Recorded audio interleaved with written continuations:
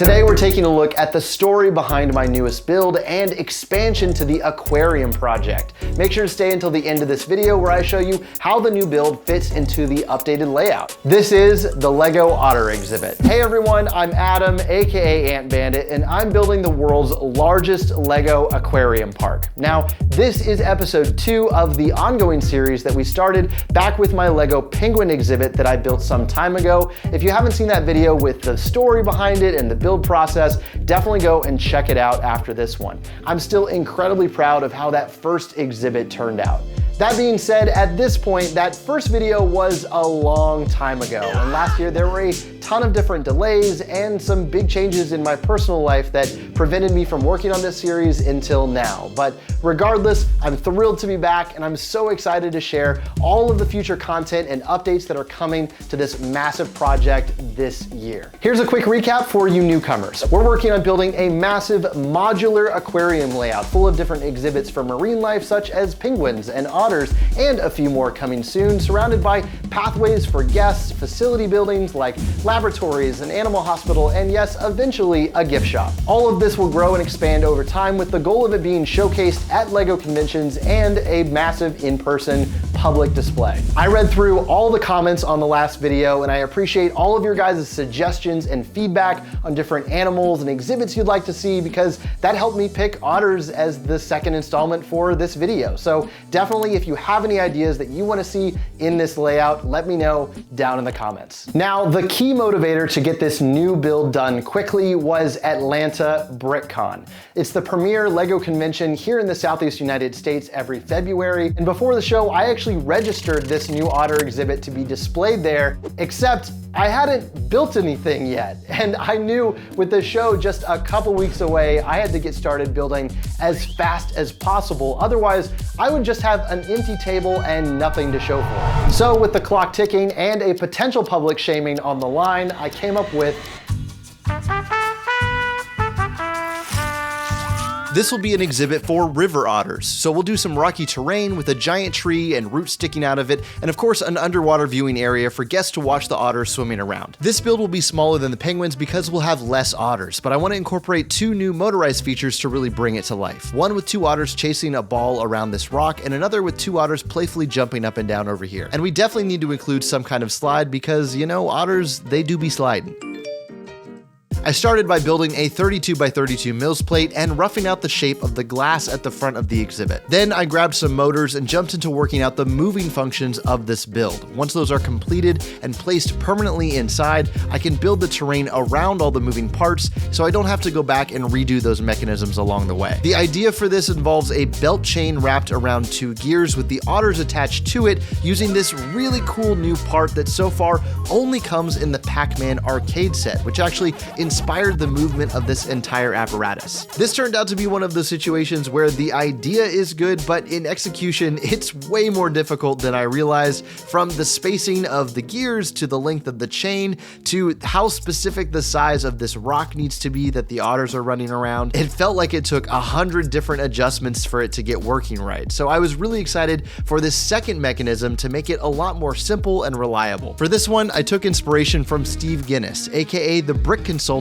over on Instagram. He's a professional designer who posts some amazing LEGO contraptions. I used one of his designs for a simple cam mechanism to make the otters jump up and down, which turned out looking really fun. Now, some of you might be surprised to learn that LEGO Otters even exist, because it is a fairly recent animal mold. It actually first appeared back in the year 2020 in the Harry Potter set Room of Requirement as Hermione's Patronus in this trans glittery blue color. It wasn't until 3 years later in 2023 that we got our first realistic looking otters in this affordable city ATV set and the A-frame cabin. I feel like most people, when they imagine otters, they think of either something that looks like the North American river otter, which is super common in rivers all across the United States, or sea otters, which we did already get a LEGO version of with a different mold in the Friends line. But looking at the color and the size of this compared to a minifigure, to me, this looks more like the South American giant river otter, which is larger and can look a lot more intimidating. Unfortunately, the giant river otter is an endangered species due to habitat loss and hunting. So it does make sense to see these otters protected in a healthy captive environment, especially because zoos and aquariums have been able to lengthen their lifespan from 8 years in the wild to up to 20 years in captivity. With that in mind, I got to sprucing up this habitat for these otters with some rocky landscaping, and I got to work on the tree that's going to be a key focal point for the exhibit. With Atlanta BrickCon rapidly approaching, I was building all the way up until the night before the actual show. And after so many hours of building and a couple rushed Bricklink orders from my local store, it was finally done. So before we check out the full layout, here is the completed model. Please enjoy the Otter exhibit.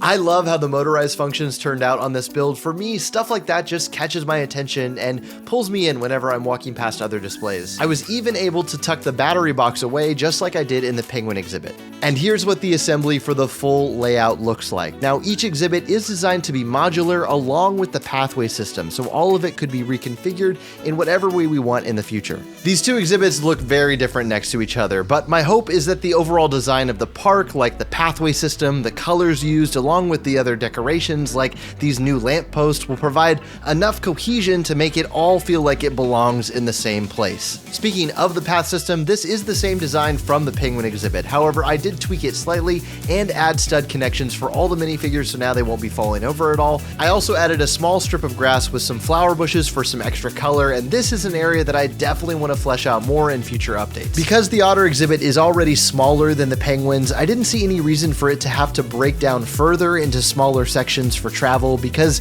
it's already sturdy enough for transport with tons of bricks packed inside. For the tree at the top, even though it's built with some really strong techniques for travel, it is removable and slots back in easily. Thankfully, I was able to finish everything for this build literally hours before Atlanta BrickCon, so it was really rewarding to be able to take it there, debut it at the show, and get everyone's reactions to it, so I'm really glad that I was able to finish it in time.